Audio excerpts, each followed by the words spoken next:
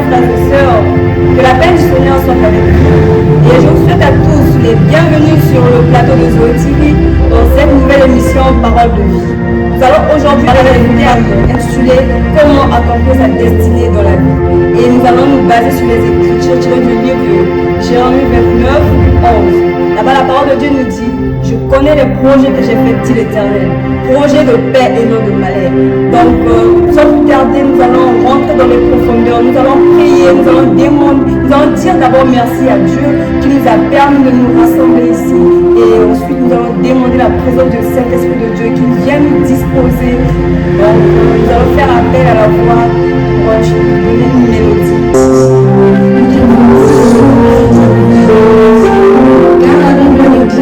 Je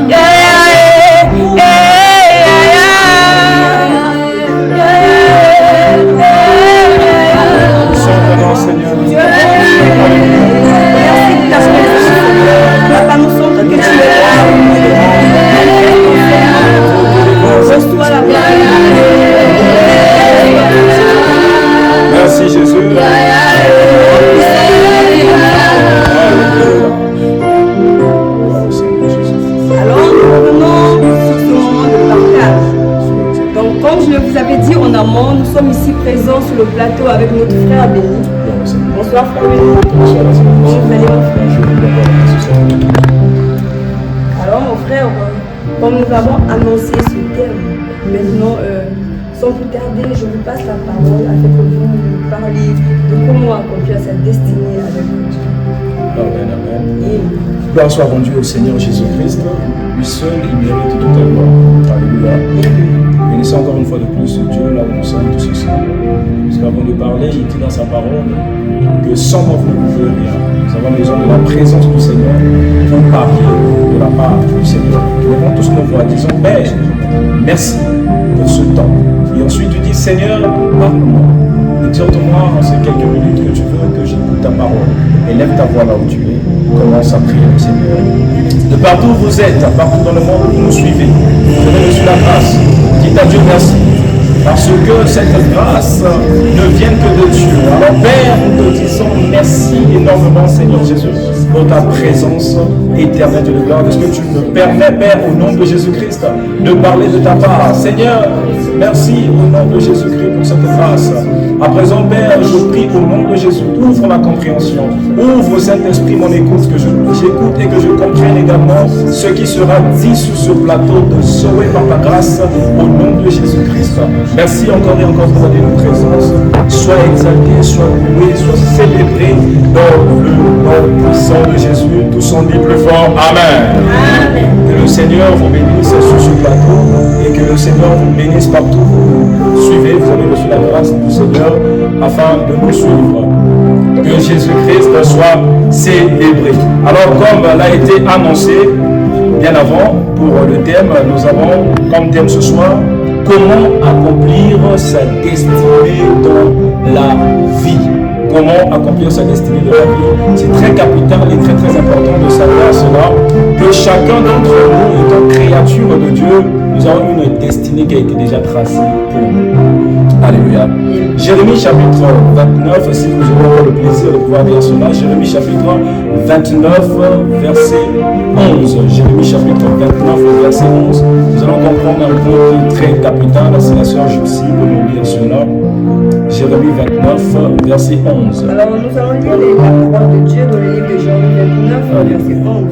Là-bas, la Bible nous dit, car je connais les projets que j'ai formés pour vous, dit l'Éternel, projets de paix et non de malheur, afin de vous donner un avenir et de l'espérance. Alléluia. Le Seigneur dit dans Jérémie, il dit que je connais les projets que j'ai formés pour vous. Alléluia. Les projets que j'ai formés pour vous. Et puis par la suite, il est fini en disant que cela, ce sont des projets de bonheur. Alléluia. Les projets de paix et non de malheur. Alors, bien aimé, partout où vous êtes, vous avez reçu la grâce de nous suivre. Vous devez d'abord savoir que Dieu avait déjà tracé tout type de projet. Projet de paix, projet de malheur, projet d'excellence pour ta vie. Et donc, si tu ne sais pas comment faire, qu'est-ce qu'il faut faire afin que ces projets se réalisent dans ta vie, cela est un danger total pour tout peuple de Dieu. Et tout d'abord, nous devons noter que nous ne pouvons pas manifester dans la vie sans l'aide de Dieu. Nous ne pouvons pas manifester sans l'aide de Dieu. Dieu, il a tout tracé bien avant. Il a tout préparé bien avant. Il dit que je connais les projets de bonheur, les projets de paix, les projets d'excellence. Tout cela, Dieu avait déjà préparé cela. Mais sans ce Dieu-là, nous ne pouvons pas manifester. Voilà pourquoi si la sœur Gloire peut nous lire le livre de Jean chapitre 14, verset 16 jusqu'au verset 18, pour édifier le peuple de Dieu avec ce point de parole. Jean chapitre 14, 16 au verset 18, je lis la parole du Seigneur. Et moi je prierai le Père, et vous donnera un autre consolateur, afin qu'il demeure éternellement avec vous. L'esprit de vérité que le monde ne peut recevoir, parce qu'il ne le voit pas et ne le connaît pas. Mais vous le connaissez, car il demeure avec vous. Et il sera en vous. Je ne vous laisserai pas orphelins, je viendrai à vous. Alléluia. Dieu dit, je ne vais pas vous laisser orphelins. Il dit que j'enverrai l'esprit qui sera avec vous, qui marchera avec vous. Ce qui revient donc à dire que nous avons besoin de Dieu pour manifester dans la vie, pour accomplir certaines choses que le Seigneur avait déjà tracées pour nous. Bien que les projets de paix soient là, mais il faut la présence de Dieu, il faut Dieu pour nous accompagner jusqu'à atteindre ces projets. Et c'est un point qui est très sensible à comprendre. Et donc, pour tout détailler ce soir, nous allons comment accomplir sa destinée dans la vie. Là maintenant ça devient comme étant une question. Comment accomplir sa destinée dans la vie? Jérémie chapitre 1er au verset 5. La Bible dit quoi? La Bible nous dit ceci. Dans le livre de Jérémie chapitre 1er verset 5, il dit qu'avant que tu ne viennes dans le monde, avant que tu sois formé, avant que tu ne sortes du sein de ta mère, je te connaissais, je t'avais consacré, je t'avais établi prophète de nation. Il dit qu'avant que tu ne viennes dans ce monde, je te connaissais déjà. Tout a été déjà tracé pour toi. La destinée était déjà que Jérémie allait être prophète de nation. Mais il fallait à Jérémie de suivre certains pas dans la vie chrétienne afin d'arriver à la prophétie qui a été déjà tracée. Donc il y a certains points ou encore certains pas qu'il faut suivre dans la vie afin que tu arrives à ta destinée. Il dit qu'avant que tu ne viennes dans ce monde, tel que nous sommes tous ici, avant que nous ne soyons là où nous sommes là, Dieu nous connaissait déjà bien avant. Bien que les magiciens, bien que les fétiches, tous ces types de personnes là sont là, mais Dieu il te connaissait déjà avant même ton père. Avant même qu'on fasse l'échographie pour savoir quel type de sexe a l'enfant, Dieu il savait déjà que tu devrais être. Dieu il savait déjà que la sœur Gypsy allait être née. Dieu il savait déjà que la sœur Gloire allait être née. Dieu il savait déjà que la sœur Saïra allait être là. Dieu il savait que tout le monde devait être là. Il savait déjà ton projet. Il savait déjà qui il est Dieu réellement. Mais il faut à nous maintenant chrétiens que nous sommes de suivre quelques pas essentiels afin d'arriver là où Dieu avait tracé. D'où le premier point ce soir. Si nous voulons accomplir notre destinée, ce soir nous devons noter, c'est appartenir à Dieu. Appartenir à Dieu. Être une privée réserve de l'éternel. C'est-à-dire que le plan que Dieu avait fait, il a créé ça pour toi, mais que tu sois maintenant pour Dieu lui seul. Et que non tu appartiennes au diable, non pas à ta famille, non pas aux gens qui te haïssent, mais que tu appartiennes à Dieu lui seul. Dans le livre de 2 Timothée chapitre 2 au verset 19, il dit que Dieu connaît ceux qui lui appartiennent. Dieu il connaît ceux qui lui appartiennent. Quand tu appartiens à Dieu, tu deviens une privée de Dieu. Personne ne peut s'hasarder à te toucher. Personne ne peut s'hasarder à ôter ta vie. Pourquoi? Parce que tu appartiens à Dieu. Tu es l'œil de Dieu. Alléluia. Tu es l'œil de Dieu. Et aucun démon ne peut te vaincre parce que tu appartiens à Dieu. Et si tu appartiens à Dieu, Dieu est avec toi. Partout où tu pars, il sera là avec toi. L'identité que Dieu va mettre sur toi fera de toi intouchable. Pourquoi? Parce que tu appartiens à Dieu. Alléluia. Et appartenir à Dieu, nous devons définir cela comme étant accepter Jésus-Christ comme Seigneur et Sauveur. Accepter Jésus-Christ comme étant notre Seigneur et notre Sauveur. Si nous pouvons lire la parole de Dieu dans le livre de Jean chapitre 1er. Jean chapitre 1er au verset 12.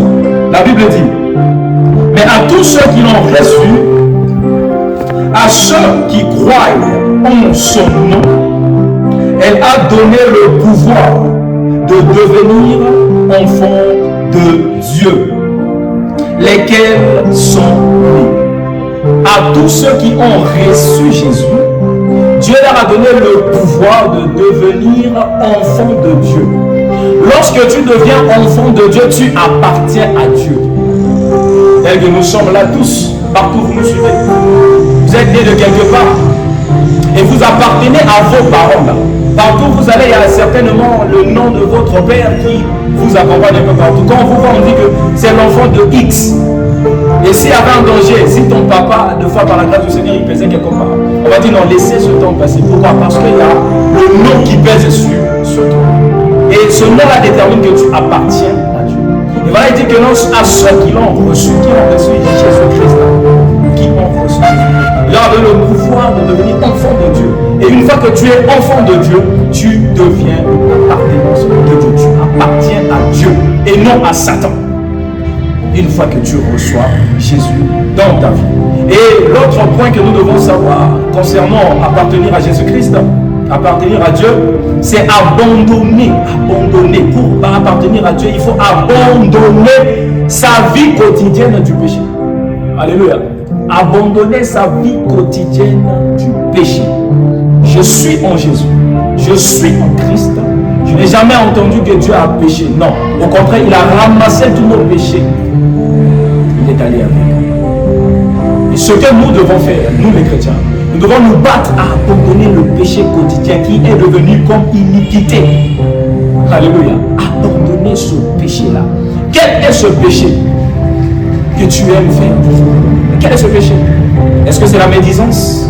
Quel est ce type de péché? Est-ce que c'est la corruption? Quel est ce péché que toi tu fais qui bloque ta destinée? Le péché, lui bloque la destinée. Le péché, il bloque la destinée. Quelque part, il est écrit dans Ésaïe. Il dit que ma main n'est pas pour te soutenir, mais ce sont vos crimes, ce sont vos péchés qui empêchent à ce que Dieu puisse se manifester. Donc si jusqu'alors la destinée qui a été bien tracée pour toi n'arrive pas à s'accomplir, simplement parce qu'il y a un péché qui est là. Et quel est ce péché? Ta vie secrète, en public, nous publions tout ce qui est bon, même dans les réseaux sociaux, partout on prêche, on se dit qu'on est chrétien, mais on cachette ce que nous faisons, on ne fait pas l'image de Dieu. Et cette destinée qui a été tracée pour nous aura du mal à voir le jour. Pourquoi? Parce qu'il y a quelque chose qui étouffe à ce que cette destinée voit le jour. Et cette chose, c'est le péché. Cette chose, c'est le péché. Nous devons nous méfier au péché. Très sensible, très dangereux. Romains chapitre 6, verset 16. Il est écrit là-bas, ne savez-vous pas qu'on vous livrons à quelqu'un pour lui obéir, qu'on vous livrons à quelqu'un pour le servir, comme étant esclave, comme vous livrez à quelqu'un. Vous devenez automatiquement esclave de celui à qui vous obéissez. Quand vous vous livrez à quelqu'un pour l'obéir, le péché il te dit, va, vole ce que tu vois. Ta destinée a été mieux placée pour toi. Peut-être que dans cette entreprise, là où tu as reçu la carte de travailler, tu devais peut-être devenir directeur général, on ne sait jamais. Mais lorsque l'opportunité de voler l'argent se présente, le péché est là, le diable est là, ici, vous verrez tes oreilles. Il dit, vas-y, vole. Une fois que tu voles, ta destinée était que tu sois directeur général dans cette entreprise. Mais puisque tu as volé, cela bloque à ce que tu deviens directeur. Partout où tu travailles, le vol est devenu ton style de vie.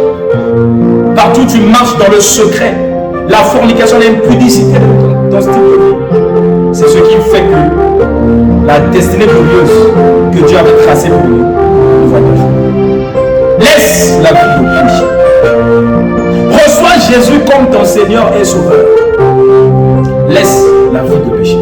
Toujours dans ce même verset de 2 Timothée, chapitre 2, verset 19, si nous parcourons là-bas, il nous empêche à ceux que nous vivions dans le péché.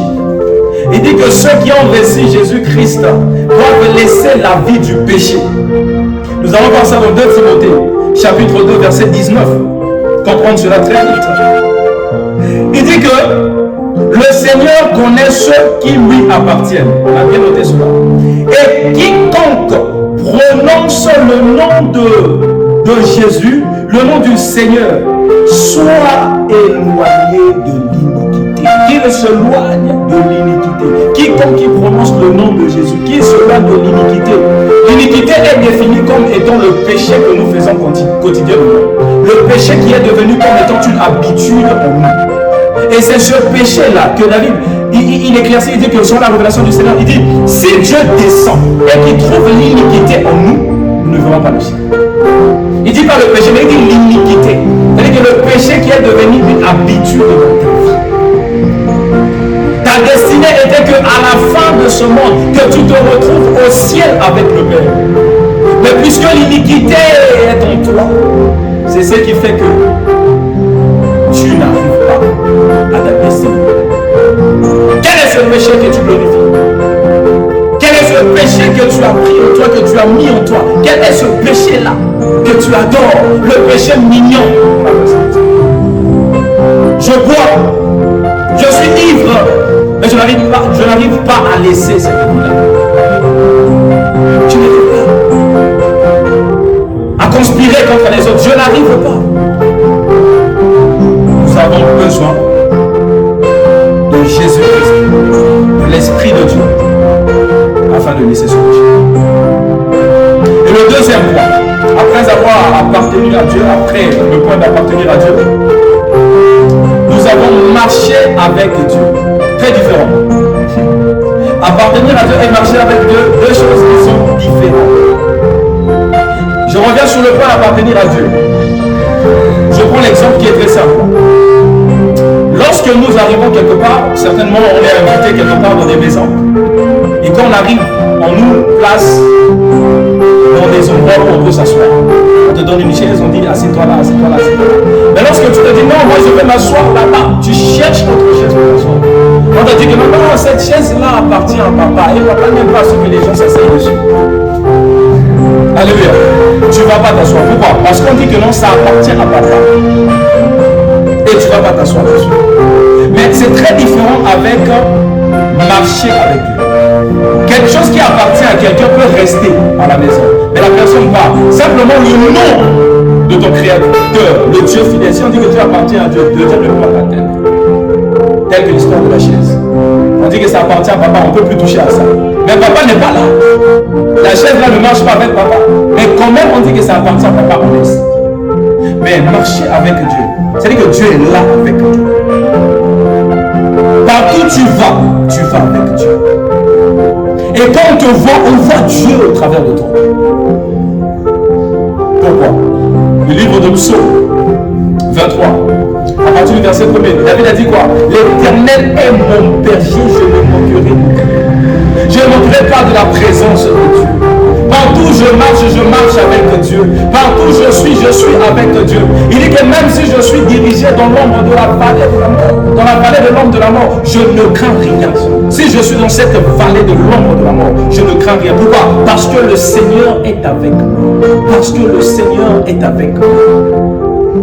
Dans ta destinée, il y a tellement des ennemis, les gens qui te détestent et qui te feront du mal.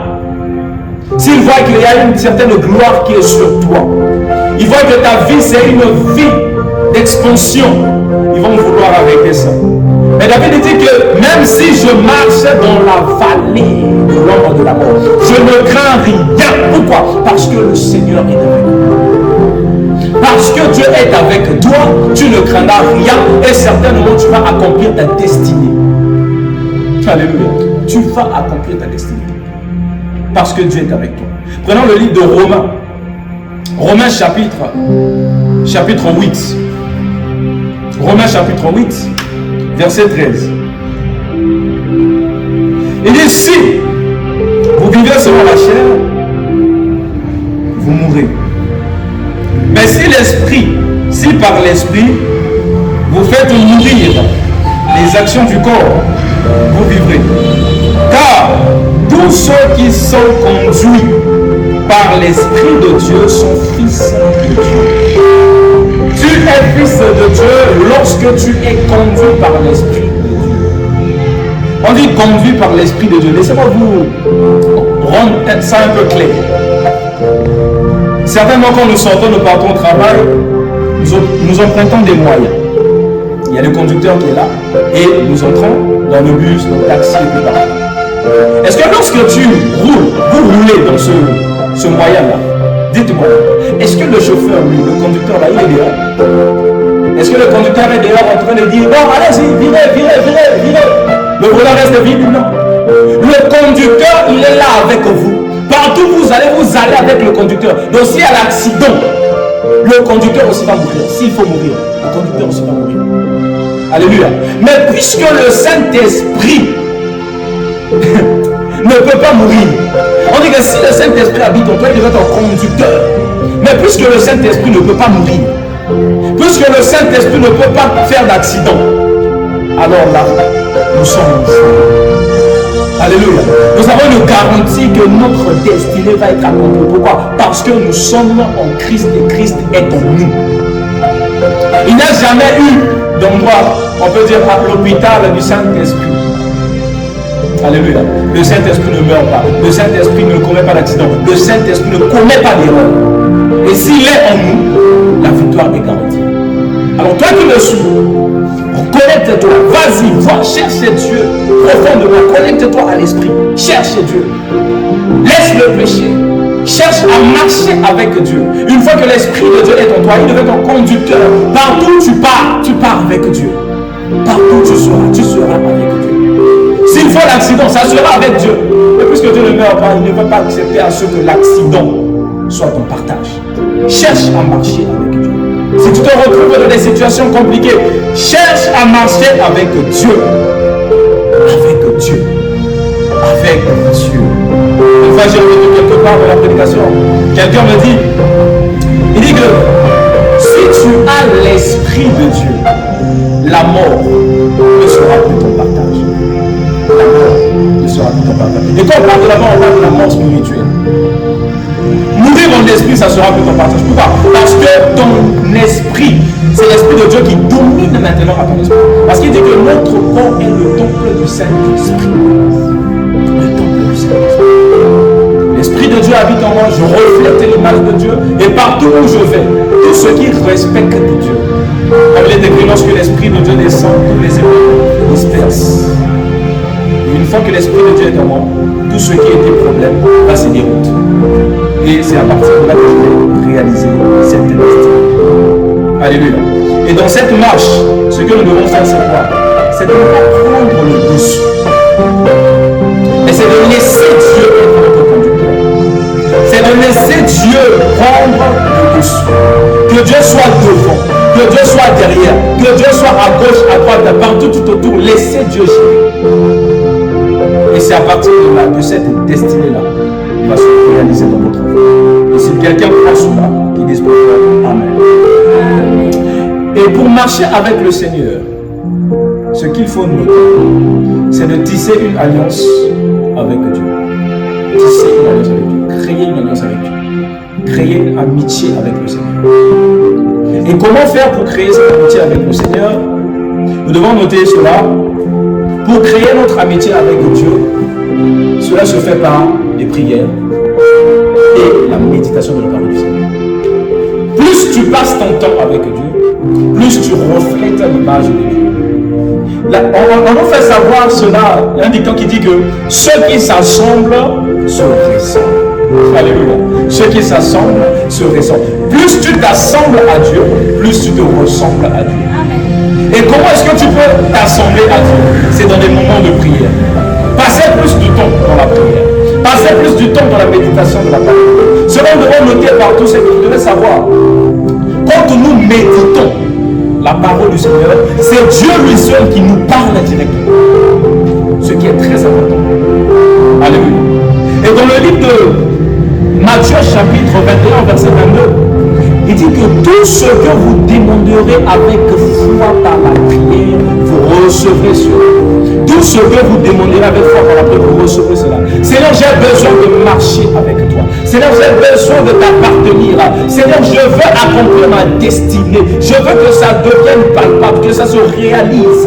Tout ce que tu as besoin, c'est dans la prière que tu as besoin. Plus Daniel passait son temps dans la prière, plus il devenait fort, plus Dieu était avec lui, plus Dieu habitait avec lui. Puisque Daniel avait une très grande destinée. Regardez ce qui s'est passé avec Daniel. On prend Daniel, on le jette dans une fosse à lion. Mais puisque Daniel passait beaucoup plus son temps dans la prière, la Bible nous fait savoir que Daniel priait 3 fois par jour. Il passait beaucoup plus son temps dans la prière. Malgré l'épreuve qui était difficile pour Daniel, mais Daniel a surmonté cela. Pourquoi? Parce que Dieu était avec Daniel. Alléluia. Shadrach, Meshach et Abednego, ils ont été jetés où? Dans le feu. Et tellement que le Seigneur était avec eux. Le Seigneur marchait avec eux. Alléluia. Voilà pourquoi ils se sont étonnés en disant que, mais comment est-ce que nous avons jeté 3 personnes? Mais nous voyons, il y a une 4e personne qui apparaît là. C'est qui? Il y avait Dieu qui était là. Et rien ne s'est arrivé à ces 3 hommes. Pourquoi? Parce que Dieu marchait avec eux. Dieu était avec eux. Et pour nous les enfants de Dieu, partout où nous sommes, que tu sois enfant de Dieu ou pas, mais si tu crois en Dieu, cherche à marcher avec lui. Et lorsque tu marches avec le Seigneur, tout ce qui était tentation, qui était tracé pour toi, ne fera pas jour dans ta vie. Et dans le livre de Jésus, chapitre 1er, verset 8, il dit que ce livre de la loi ne se voit pas. Médite-le jour et nuit. Médite ce livre jour et nuit. Quel est ce livre de la loi? C'est la parole du Seigneur. Médite la parole du Seigneur. Lorsque tu médites la parole du Seigneur, le Seigneur est là avec toi. Tu parles à Dieu. Tu te converses avec Dieu. Tu causes avec le Seigneur. Et c'est à partir de là que le Seigneur va beaucoup plus s'intéresser à toi. Il va beaucoup plus venir passer son temps avec toi. Et quand le Seigneur passe son temps avec toi, il marche avec toi, il est partout avec toi. Tu manges avec Dieu, tu marches avec Dieu, tu fais tout avec Dieu. Le mal ne t'atteindra pas. Le mal ne t'atteindra pas. Nous avons l'histoire de Jésus-Christ. Jésus-Christ, quand il était sur la montagne, 40 jours, il jeûnait, il priait, il jeûnait, il priait. Lorsqu'il s'est mis à prier et à jeûner, la présence du Seigneur s'est descendue. Et le diable est arrivé pour tenter avec les paroles de Dieu. Il tenta Jésus, mais Jésus n'a pas cédé. Pourquoi? Non pas parce que Jésus connaissait la parole, non, mais parce qu'il a été revêtu de la puissance du Seigneur. Donc il y avait la présence de Dieu qui était là. Malgré tout ce que le diable faisait, Jésus était intouchable. Jésus était invincible. Il était invincible. Pourquoi? Parce qu'il y avait la présence du Seigneur qui était là. Alléluia. Nous allons prendre encore autre point. Très vite fait. L'autre chose que nous devons savoir, c'est s'engager à servir Dieu. Premièrement, appartenir à Dieu. Deuxièmement, marcher avec Dieu. Troisièmement, servir Dieu. S'engager à servir Dieu pour accomplir sa destinée. Plus nous servons Dieu, plus il nous bénit. Alléluia. On dit l'ouvrier mérite son salaire. Quel est ton salaire? Seigneur, mon salaire. Je veux que j'accomplisse ma destinée. Que ma destinée qui est glorieuse, qu'elle s'accomplisse dans ma vie. Prenons le livre de 1 Corinthiens chapitre 15. Si nous pouvons lire cela. Le livre d'1 Corinthiens chapitre 15 nous fait savoir beaucoup plus en ce qui concerne le service. 1 Corinthiens chapitre 15 verset 58. Il dit ainsi, mes frères bien-aimés, soyez fermes, inébranlables, travaillant de mieux en mieux à l'œuvre du Seigneur, sachant que votre travail ne sera pas vain dans le Seigneur. Il dit travaille de mieux en mieux. Donne-toi dans le service du Seigneur et tu verras que ton service, ton travail ne sera pas vain. Alléluia. Donne-toi dans le service du Seigneur. Et le service de Dieu éloigne la maladie dans nos corps quand nous servons Dieu. Il éloigne la maladie. Il dit dans Exode chapitre 23 au verset 25, il dit vous servirez l'Éternel votre Dieu, il éloignera la maladie du milieu de toi. Il éloignera la maladie. S'il y avait la maladie qui voulait t'accompagner à la mort, s'il y avait la maladie qui voulait détruire ta vie, le Seigneur dit lorsque tu le sers, il éloigne cette maladie. Parce que la maladie peut être également une briseuse de destinée. Parce que si, par exemple, tu voulais être ministre quelque part, tu voulais être élevé quelque part, mais la maladie te conduit à la mort, est-ce que tu seras ministre? Non. Mais une fois que tu sers Dieu, il débarrasse cette maladie. Et il fait à ce que cette destinée glorieuse qui a été préparée pour toi se réalise. Alléluia. Et nous avons 3 types de services. Nous avons le service pratique, le service financier et le service spirituel. Un peu plus vite. Vous allez noter que le service pratique sont les services que nous faisons dans l'église qui s'appellent par exemple la sécurité, protocole et bien d'autres. Ce sont des services pratiques. Cela c'est bien. Servir Dieu pratiquement, c'est bien. Tu arrives, tu es sous l'ordre de quelqu'un, on te dit glace quelqu'un, glace les choses. C'est très bien. Lorsque tu fais ça, cela plaît à Dieu. Alléluia. Cela plaît à Dieu. Tu adores le Seigneur. Preuve en est. L'homme, parmi les hommes qui faisaient le service pratique, il chantait Dieu, David le psalmiste. Il était là en train de chanter Dieu, il était dans la chorale en train d'adorer, de louer le Seigneur. Et cela était très très important. Faire du protocole à l'église, c'est très important. Faire la sécurité à l'église, c'est très important. Alléluia. Très très important. Et l'autre service, c'est le service financier. Payer sa dîme, donner l'offrande. Aider ceux qui sont dans le besoin. Aider ceux qui sont dans le besoin. Ça veut dire que celui qui prête, qui donne aux pauvres, prête à Dieu. Celui qui donne aux pauvres, prête à Dieu. Et une fois par la grâce du Seigneur, lorsque j'avais exhorté quelque part, j'avais dit ceci sous l'inspiration du Saint-Esprit. Créer la différence entre donner et prêter. Lorsque je te donne quelque chose, ça ne m'appartient. Mais lorsque je te prête quelque chose, cela doit me revenir. Je t'ai prêté, tu utilises, après tu me redonnes ça. Mais la Bible nous fait savoir que quand tu donnes aux pauvres, ça veut dire que c'est parti pour le bon. Mais à Dieu, Dieu il considère ça, c'est comme si tu l'as prêté ça. Dieu il considère ça, c'est comme si tu l'as prêté ça. Et Dieu a pour obligation de te donner cela. Mais lorsque nous regardons l'histoire de Job, lorsque Dieu s'est décidé de donner à Job ce qu'il avait perdu, il dit qu'il a donné à Job le double de ce qu'il avait perdu. Donc quand tu donnes à quelqu'un, tu peux donner 100 francs à quelqu'un. Mais à Dieu, tu l'as prêté. Mais lorsque Dieu se décidera de te donner, de te redonner tes 100 francs, ça ne sera pas 100 francs, ça sera 100 Dieu. Pourquoi? Parce que tu as aidé quelqu'un qui était dans le besoin. Alléluia. Et autre chose, évidemment, c'est le service spirituel, très important. Le service spirituel, ici, beaucoup plus que longtemps, beaucoup plus, ça parle au niveau de la prière, le jeûne. Prier pour l'Église, prier pour toi-même, prier pour les hommes de Dieu, prier pour ton pays, prier pour tout. Et c'est ce qui fait en sorte que tu deviennes encore plus, de plus en plus fort dans ta marche avec le Seigneur. Alléluia. Nous allons lire la parole du Seigneur dans le livre de Jean, chapitre 4. Jean, chapitre 4, verset 23. Ils ont vite fait la parole du Seigneur dans le livre de Jean, chapitre 4, verset 23. Il est écrit: mais l'heure vient, et elle est déjà venue, où les vrais adorateurs, les vrais serviteurs de Dieu, les vrais serviteurs de Dieu, serviront le Seigneur en vérité. Serviront le Seigneur en vérité et en esprit. Adoreront le Père en vérité et en esprit. L'heure est arrivée où les vrais adorateurs doivent servir le Seigneur en vérité, en esprit. Que ce soit dans ton service pratique, tu dois faire cela, tu dois le faire en esprit et en vérité. Que ce soit ton service spirituel en esprit et en vérité. Que ce soit ton service financier en esprit et en vérité. Je ne sais pas si quelqu'un a noté quelque chose ce soir. On va parler du point. Le premier point pour marcher avec le Seigneur, on va parler de la. Deuxième point, marcher avec Dieu. Du tout dernier, servir le Seigneur. Je crois que vous êtes nombreux à être bénis par le après avoir noté cela. Ce sont des points essentiels que nous avons captés ce soir pour édifier le peuple de Dieu. Nous croyons que vous êtes bénis au nom de Jésus-Christ. Que tout ce que nous avons dit ce soir entre dans vos maisons et entre dans nos cœurs, afin que vous soyez massivement bénis dans le nom de Jésus-Christ. Quelqu'un dit plus fort Amen.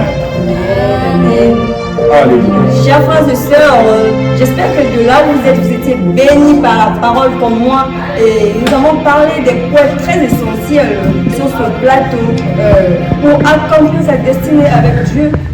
J'ai noté les points essentiels et importants. De là, nous avons parlé que pour accomplir sa destinée avec Dieu, nous devons premièrement appartenir à Dieu. Et qu'est-ce que nous appelons par appartenir à Dieu? Et ce que j'essaie de faire, c'est juste faire un petit résumé de tout ce qui a été dit. Et de là, nous allons comprendre que appartenir à Dieu, c'est accepter Jésus. Accepter Jésus, c'est-à-dire naître de nouveau. Chers bien-aimés, vous savez que naître de nouveau, c'est être baptisé.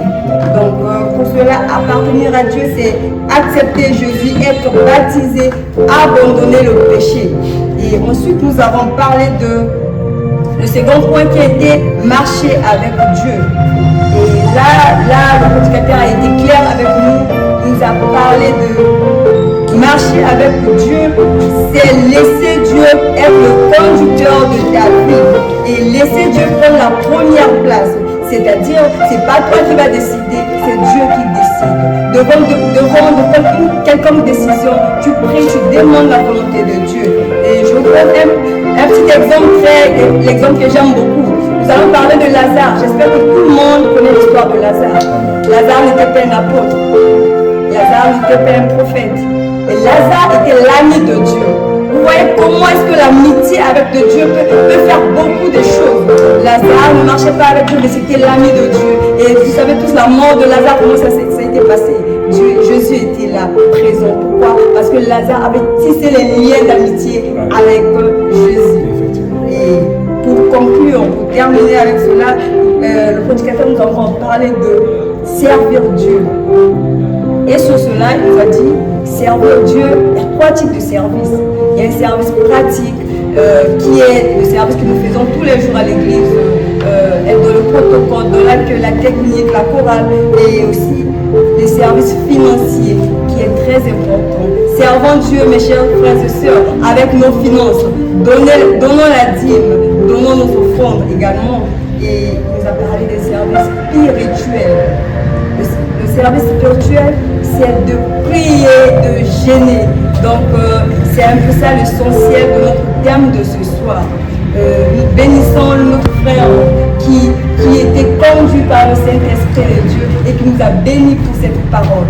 Donc, avant de conclure cette émission, chers frères et sœurs, je vous dis de me retrouver tous les dimanches soirs sur ce plateau de Zoé TV et dans cette émission Parole de vie.